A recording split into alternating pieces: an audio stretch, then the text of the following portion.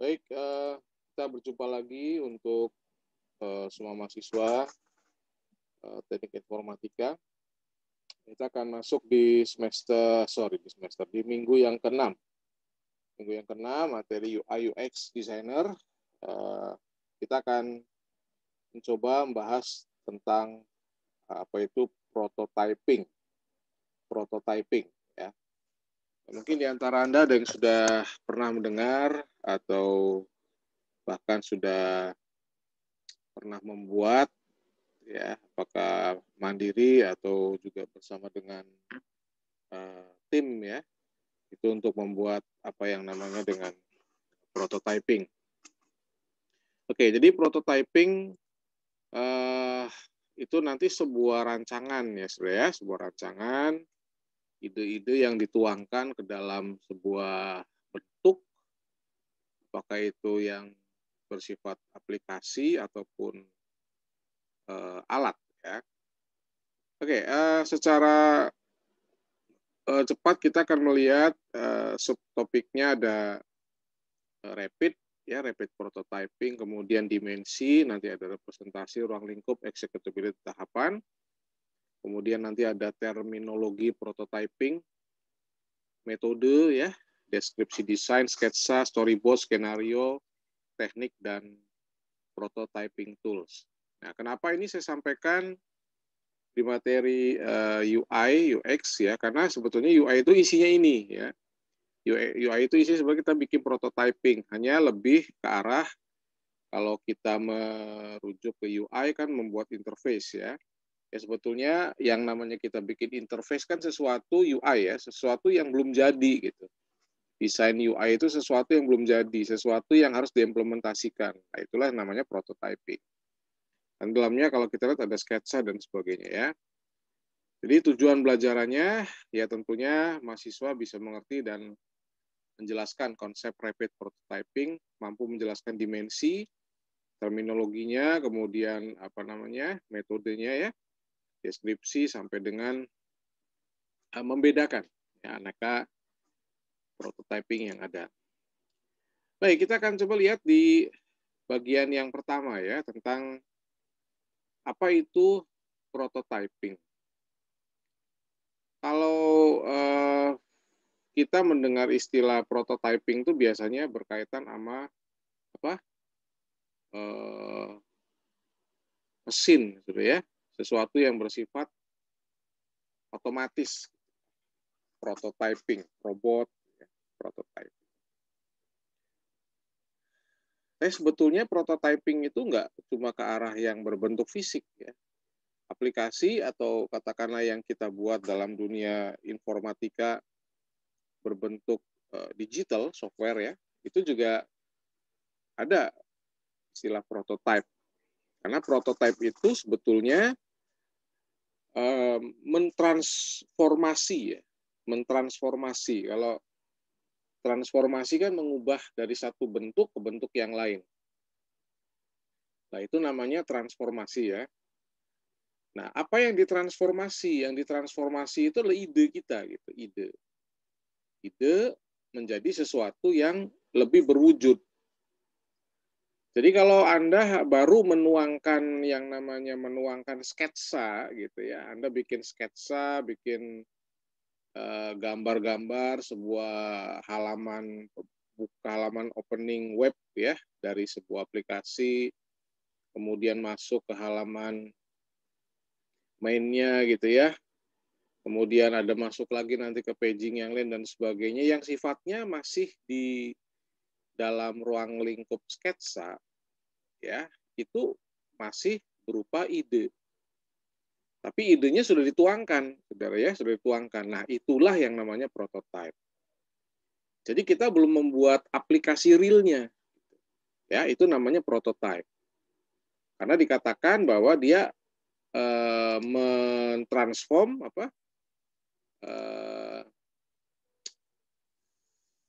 ide ya menjadi lebih berwujud, gitu, lebih kelihatan. Itu transformasi. Tahapan ini tidak hanya berupa proses visualisasi ide. Jadi kalau kebayang, ya, yang namanya visualisasi kan memunculkan secara visual sesuatu dibuat supaya kelihatan. Itu namanya visual. Apa yang divisualisasikan? Ide. Ya, tapi juga proses pembangunan ide sendiri. Jadi bukan cuma kita menampilkan loh gambarannya seperti ini gambarannya, enggak. Tapi sampai ke arah kita membuat atau membangun ya proses pembangunan ide itu. Nah, ingat proses pembangunan ide itu sifatnya tidak instan. Di pertemuan-pertemuan sebelumnya saya sudah menjelaskan ya bagaimana kalau kita mau bikin sesuatu apa? Anda harus membuat analisis tugas ya, Anda harus membuat ragam dialognya, itu adalah proses pembangunan ide. Ya, itu prosesnya tuh. Prosesnya di 2 minggu terakhir kita udah bahas tentang prinsip usability, kemudian ragam dialognya, saudara ya, analisis tugasnya. Nah, ini adalah membangun proses pembangunan ide adalah menuju ke sana sampai nanti aplikasinya betul-betul real, betul-betul bisa kita buat. Oke ya, itu pengertian prototype. Nah, kalau kita melihat secara umum, ya prototype itu ada 2 kategori. Ada low fidelity, ada high fidelity. Ya, betul ya, ada low, ada high. Nah, proses prototyping yang digunakan dalam design thinking, betul ya, design thinking kan pemikiran nih saudara ya, membuat desain dari pemikiran, dari ide. Awas, ini adalah low fidelity atau istilahnya rapid prototyping.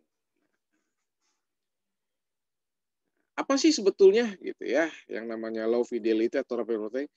Ini yang menekankan pada proses pembuatan yang cepat, mudah, murah, dan basic. Jadi kita membuat yang namanya bikin prototype itu tidak mengeluarkan biaya yang besar, saudara ya. Kenapa? Kan yang dibangun oleh kita kan sebetulnya kan non fisik. Yang dibangun oleh Anda kan non fisik, sesuatu yang sifatnya digital, yang nggak kelihatan.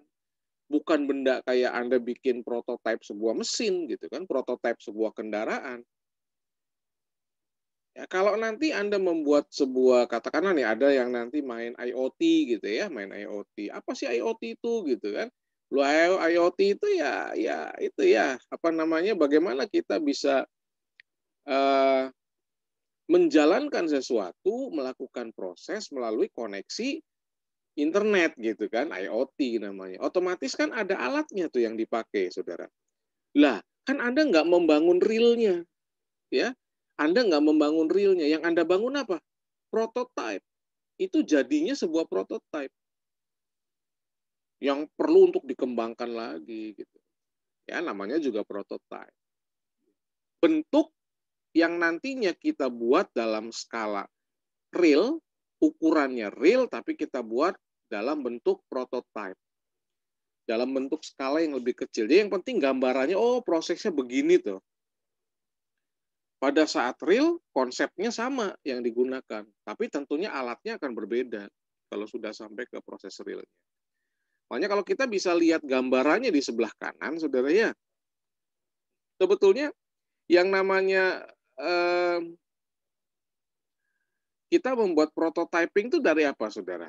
Dari analisis, ya, desain, kan betul ya. Kita bikin desain, dianalisa, terus diimplementasikan, ya, implementation, terus apa? Dikembangkan, kan? Development, dikembangkan. Kita nggak mungkin bikin satu aplikasi kemudian selesai, enggak. Ada sebuah cycle, ya, ada sebuah proses putaran gitu, saudara ya.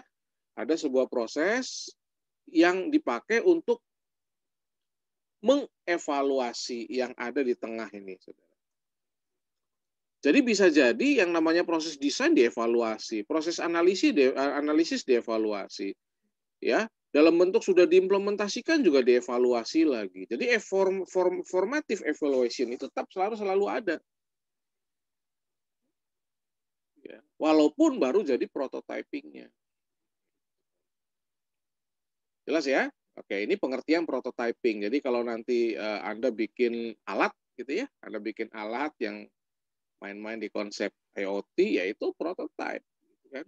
Skalanya dalam skala kecil. Nah, rapid prototype ya adalah sebuah metode gitu ya. Jadi RP ini dapat didefinisikan sebagai metode. Jadi metodenya banyak ya, saudara ya. Metodenya banyak, nggak cuma satu. Yang digunakan untuk bikin model berskala. Nah, ya betul ya. Kalau model berskala kan ada ukurannya, saudara. Namanya juga model berskala. Oh, skalanya 1:berapa nih yang kita buat? Ya, namanya juga skala ya. Pak, kalau di aplikasi bagaimana kita ngatur skalanya? Oh, bisa. Di aplikasi itu yang kita skalakan datanya. Kita tidak serta-merta nanti langsung mencoba uji cobanya proses data yang besar. Enggak, kan datanya terbatas yang diuji coba. Yang penting prosesnya kelihatan. Ya, dari mulai bagian suatu produk atau part ataupun rakitannya, kalau ini kita bicara ke alat nih, saudara ya. Betul ya? Dengan menggunakan CAD, Computer Aided Design 3 Dimension. Wah, ya. Kan banyak toolsnya tuh ya, pasti Anda ada yang udah kenal lah yang namanya bikin tools. Jadi kalau kita bikin Anda bikin di UI itu bikin tombol gitu kan ya, baru digambar, baru di sketsa ya, itu baru sketsa, saudara. Kalau udah jadi prototipe kelihatan kira-kira gambaran tombolnya ntar realnya kayak apa ya.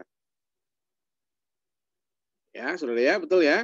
Nah, kalau Anda lihat ini kan metodenya juga bisa dipakai untuk melakukan pengujian ya, silakan dibaca lah.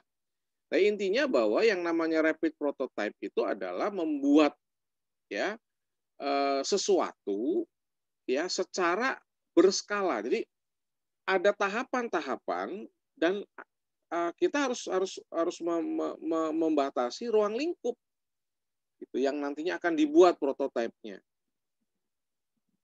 Ingat, waktu pembuatan sebuah aplikasi itu dibatasi oleh biaya, waktu, jelas, saudara ya. Kan waktunya dibatasi, ya biaya terbatas dan sebagainya. Kita harus bisa menyelesaikan sesuai dengan kondisi tertentu. Makanya harus dibuat yang namanya prototipenya lebih dulu. Oke. Udah ya. Nah, kenapa perlu dibuat prototipe? Tujuannya satu, ya, diantaranya nih, saudara. Pengembang Anda dan customer pelanggan, orang yang minta dibikinkan aplikasinya, ini dapat saling berinteraksi selama proses pembuatan sistem. Kan nggak mungkin, Pak. Pokoknya saya tahu proses bisnisnya seperti ini, saya udah kumpulin datanya lengkap dari A sampai Z, ke semua pemangku kepentingan, ke semua bagian yang nanti akan menggunakan sistem ini, pokoknya Bapak tahu beres, Ibu tahu beres. Ya, ntar kalau udah jadi, baru kita interaksi lagi. Nggak seperti itu. Yang namanya kita membuat metode prototyping, ini adalah untuk memberikan ruang antara desainer, gitu ya, kalau kita bicara UI kan, antara desainer dengan customer kita. Kan yang bayar customer, ya. Supaya dapat saling berinteraksi sehingga diharapkan bahwa setelah jadi itu udah mendekati real gitu si prototype itu. Itu tujuan prototyping. Jadi nggak cuma kita ngebangun ya bikin aplikasinya yang penting jadi ternyata nggak sesuai ekspektasi, saudara, bisa gagal, proyeknya bisa gagal. Ya, ada kunci agar prototype ini berhasil itu dengan cara apa? Ya rules, aturan main. Saudara ingat, kalau nanti you bikin project, Anda bikin skripsi, itu bukan berdasarkan ide kita sebetulnya, realnya tuh. Dari problem, kita pengen meneliti apa nih, pengen mengembangkan apa. Nah, yang kita kembangkan itu kan ada masukan-masukan. Ya, sama kayak Anda bikin Anda pakai aplikasi, terus Anda berpendapat, memberikan pendapat ya. Kan itu UX tuh. Definisi UX kan itu, saudara. Kesan dari pemakai, mau itu aplikasi, software atau hardware atau produk apapun itu sudah kaitannya dengan UX. Betul ya? Udah experience itu, saudara. Lah, kalau Anda belum bikin, kan kita belum dapat experience, tapi minimal kita tahu dulu rule-nya gitu. Ya, bahwa apa nih? Ini poin pentingnya, prototipe dibangun untuk mendefinisikan kebutuhan. Hati-hati. Jelas ya?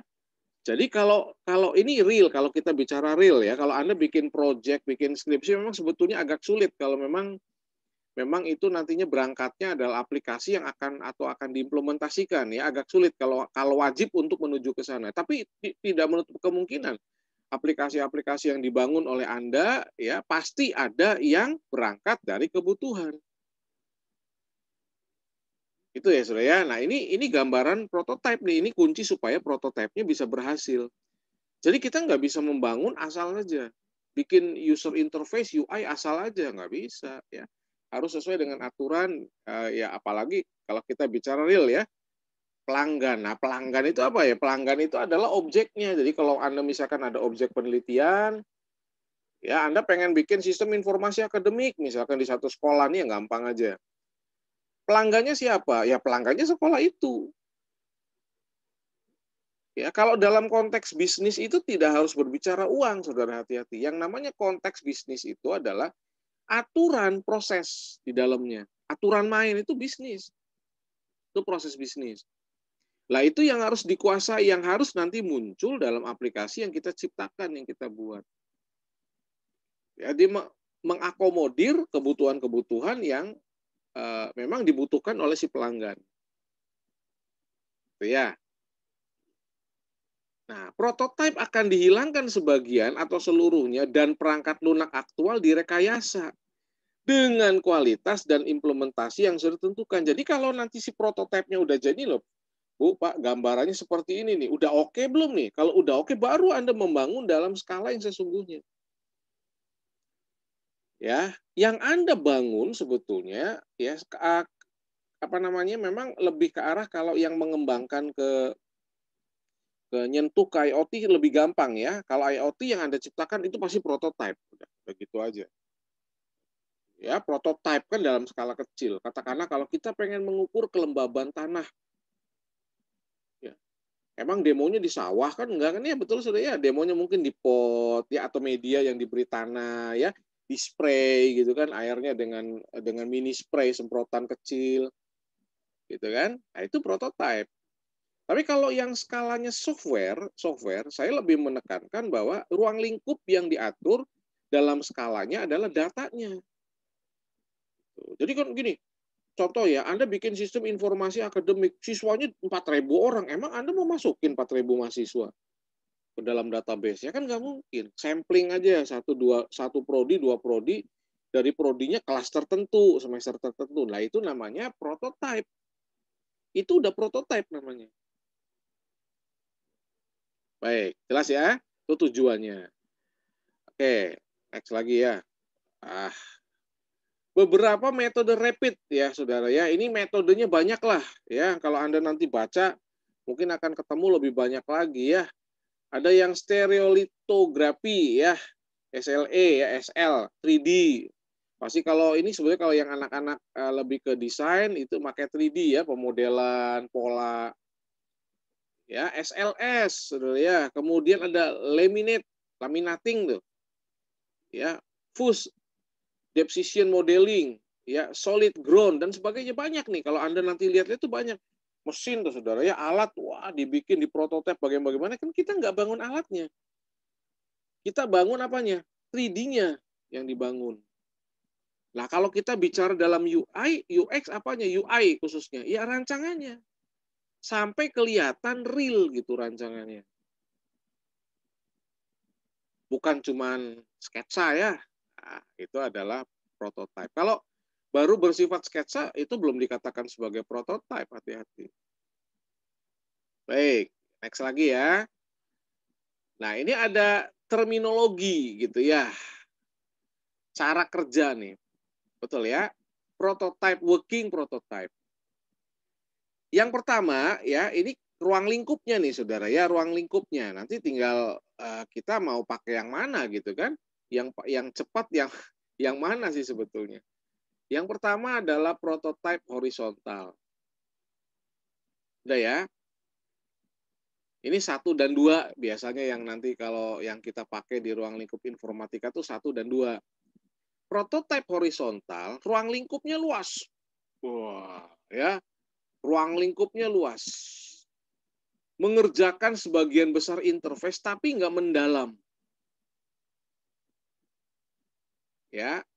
Mengerjakan sebagian besar interface dikerjakan, tapi awas ya, sebagian besar. Kalau sebagian besar semua enggak semua. Sebagian besar dibuat, ya, tapi nggak mendalam. Itu horizontal. Deep, ya, lebih ke arah kedalaman. Nah, yang kedua adalah prototipe vertikal. Ya, jadi kalau horizontal sebagian besar dikerjakan, saudara ya, tapi yang nggak mendalam. Yang prototipe vertikal adalah semua interface-nya ditampilkan, muncul interface-nya.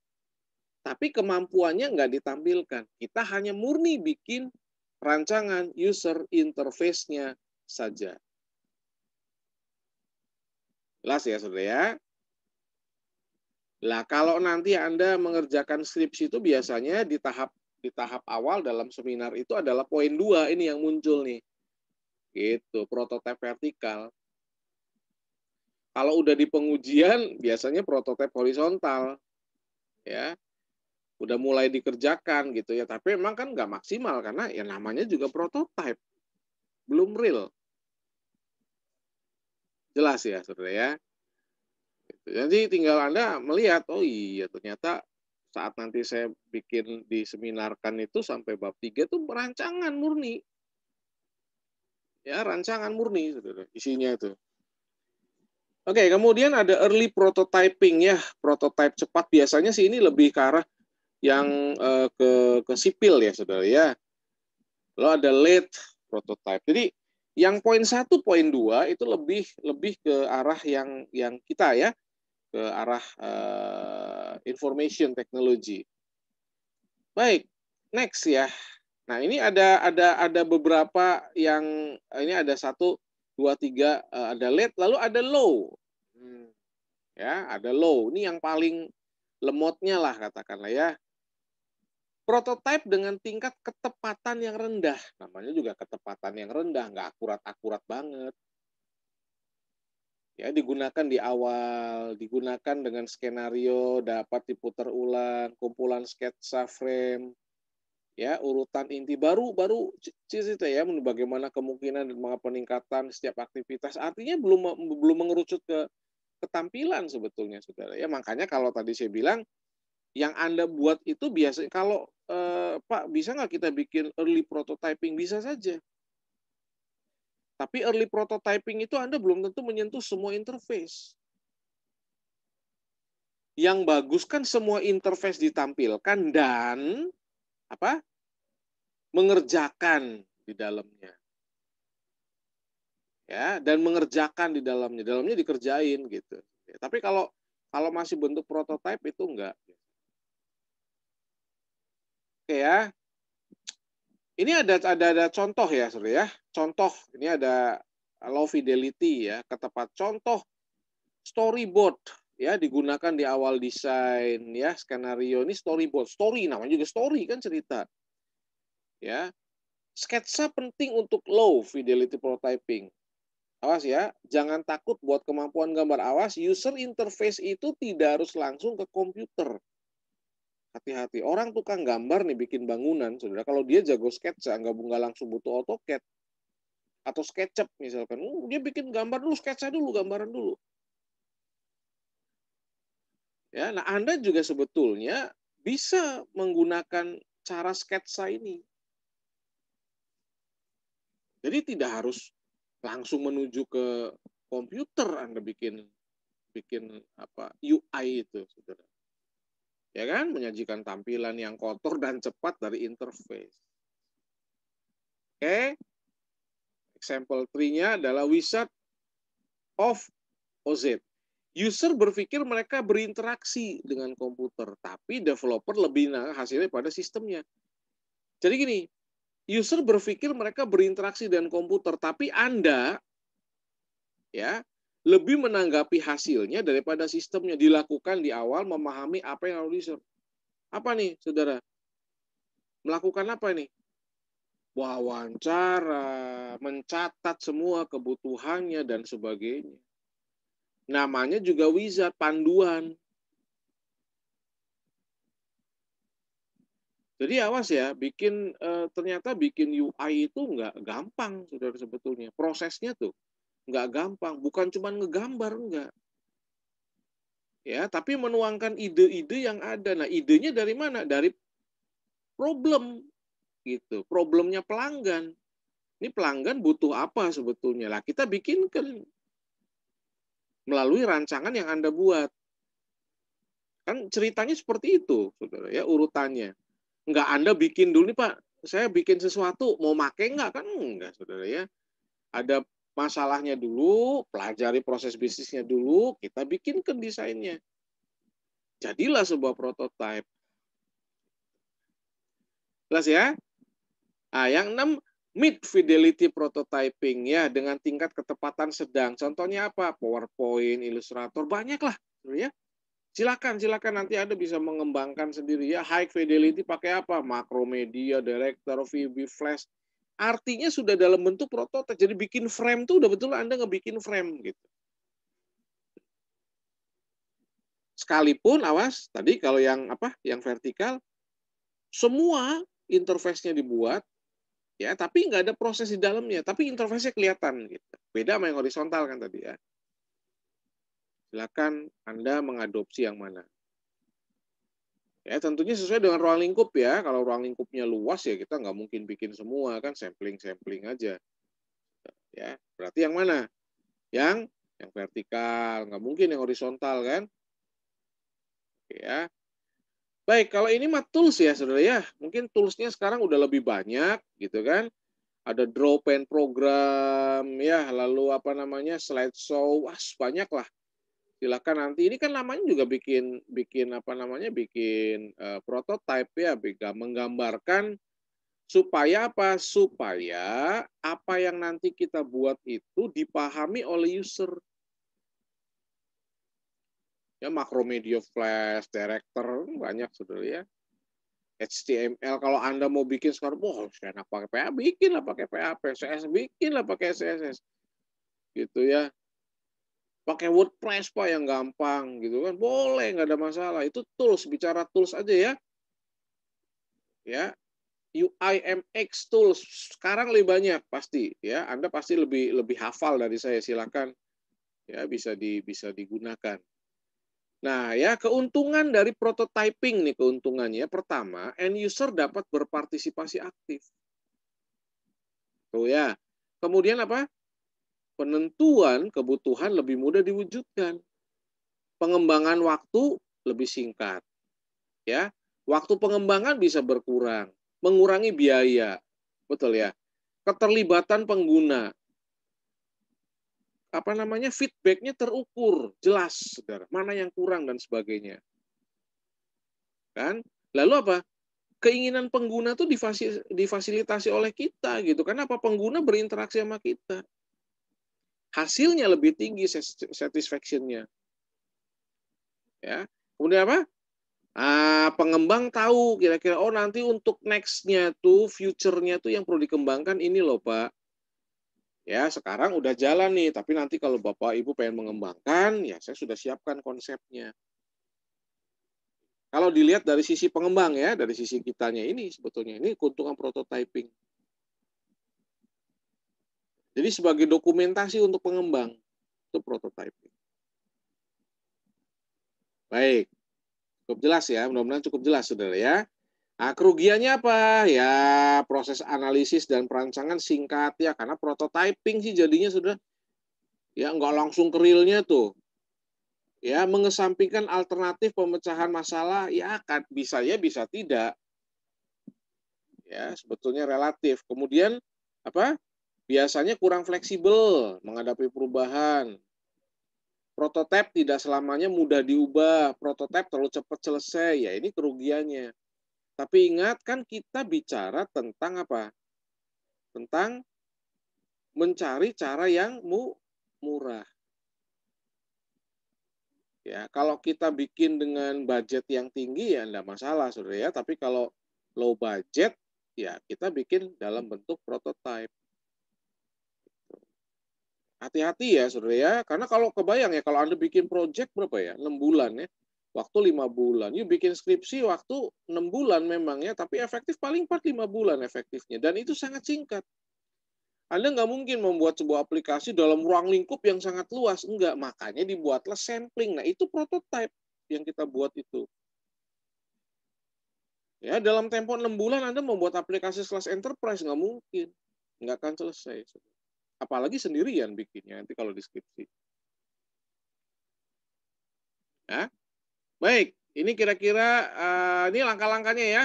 Langkah-langkahnya, jadi yang pertama, apa? Ini poin pentingnya, bermula dari kebutuhan user. Tapi kan ini agak sulit direalisasikan ya, betul ya Saudara ya? Agak sulit direalisasikan kalau menyangkut ya proyek kita, Pak. Tapi bisa jadi nanti ada di antara Anda yang memang punya objek penelitian dan di tempat penelitian itu memang butuh gitu untuk pengembangan sebuah sistem. Ini bisa jadi poin satunya terpenuhi. Ya, jadi permintaannya bermula dari kebutuhan user. Gitu. Lalu bikinlah prototipe untuk menemukan kebutuhan awal yang diminta. Jangan bikin prototipe keluar dari konteks yang diminta. Ya, biarkan user pakai prototipe, analisa, memberikan pelatihan, bantu bersama ya.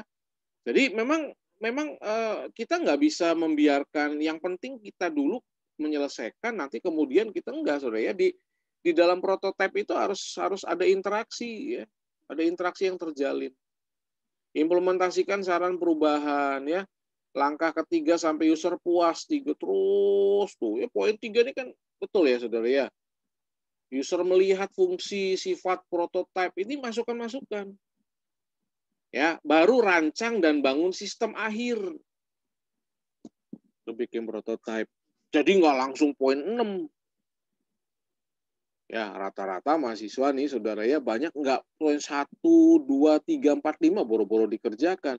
Pak, kan kita nggak punya objek penelitian. Betul, mungkin poin 3-nya nggak ada. Tapi katakanlah poin 3 ini kan, katakanlah gini, pembimbing Anda tuh sebagai apa? Sebagai usernya gitu. Ya kan bisa, Saudara. Ya, dalam konteks pembimbing nanti memberikan banyak masukan untuk pengembangan di proyek atau skripsi Anda tuh bisa dilakukan sebetulnya. Ya, tergantung seberapa inten gitu mahasiswa itu melakukan konsultasinya. Ya, kalau Anda sebagai pengembang berkonsultasinya itu dengan user, betul ya. Kalau Anda konteksnya sebagai mahasiswa dalam membuat proyek ataupun apa namanya Saudara, ataupun skripsi ya, nanti ya konteksnya Anda berinteraksi dengan siapa? Iya, dengan objek penelitian kalau memang objeknya ada tempatnya. Lalu yang kedua dengan pembimbing Anda. 11 ya. Oke, baik. Itu yang bisa saya sampaikan di materi yang ke-6, seri pembelajaran UI UX. Nah, mudah-mudahan apa yang saya sampaikan ini bisa bermanfaat untuk kita semua, khususnya ya, dapat Anda pakai sebagai panduan untuk nanti bisa menciptakan satu prototipe yang baik dan tentunya bermanfaat dalam situasi ke depan di mana Anda harus membuat proyek ya, nanti membuat skripsi, minimal apa namanya arahan-arahan ataupun apa yang sudah kita bahas ini bisa diimplementasikan. Ya. Demikian saya sampaikan, terima kasih atas perhatiannya. Nah, akhir kata saya ucapkan Assalamualaikum warahmatullahi wabarakatuh.